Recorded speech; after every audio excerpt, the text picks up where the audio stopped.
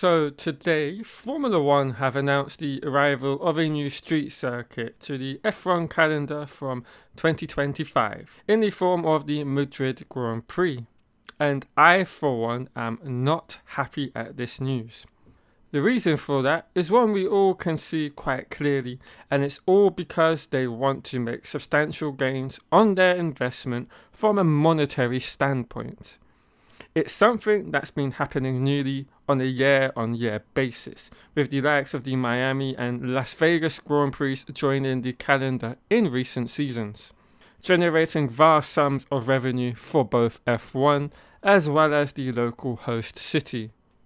And the reason I hate it is because it's at the cost of the traditional circuits that we keep on losing at the expense of these cheaply designed street tracks. Just look at the number of permanent tracks we've lost over the last 15 years. We've lost the Nürburgring, we've lost Hockenheim, the Malaysian Grand Prix, and now we may even lose the Catalonia GP, although they have a contract for the next couple of seasons. Basically, what they're doing is destroying the legacy of the sport, all in the name of money, and I'm not happy about that. But how about you? Let me know how you feel about this edition of the Madrid Grand Prix in the comments below. Are you excited about it? Are you upset? Or are you somewhere in between? Now, let's actually take a look at the circuit itself, and I'll give you my viewpoint and opinion in terms of its layout and design. So they call it a hybrid circuit of 5.4 miles, and it has a predicted lap time of 1 minute 30. Now, on first look, I actually have to say and give props to them, because this actually looks like a much better street circuit than initially I believed it would be, but also when we compare it against the likes of some of the other ones. We don't have the continuous boring long straights, and there seems to be quite a lot of corners, but just on the initial look at these particular corners that we have, I don't see an actual overtaking spot. There's no long hard braking zone where you can overtake a car on the brakes. You know, if you have better brakes than the other car, a better tire management, all that sort of thing. And I just don't see where we're going to get an overtake from. It seems like it's going to be a procession. Parts of this circuit remind me of the Indian Grand Prix. For example, the Val de Baibas curve. That looks like it's taken straight out of the Indian Grand Prix. That long right-hander that we had. That looks like it's returned there. And it looks like it's a mixture of other tracks as well.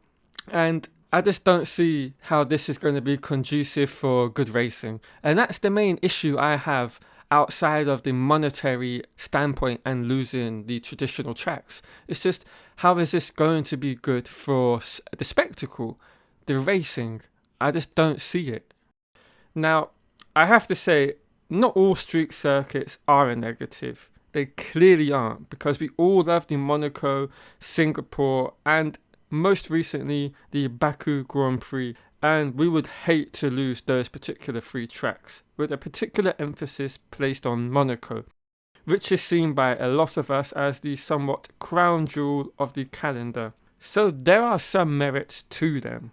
Now, while I understand that at the end of the day, the sport is a multi-billion-pound business and money has to be made, don't do it at the expense of what made the sport what it is today. And sadly, that's the direction we seem to be going in at the moment.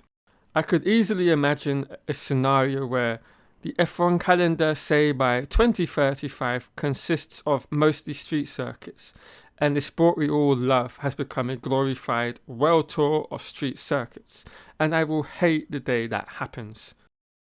Could you imagine not having the likes of Silverstone, Suzuka, China, Monza on the calendar? That would be an awful outcome for both fans and the teams.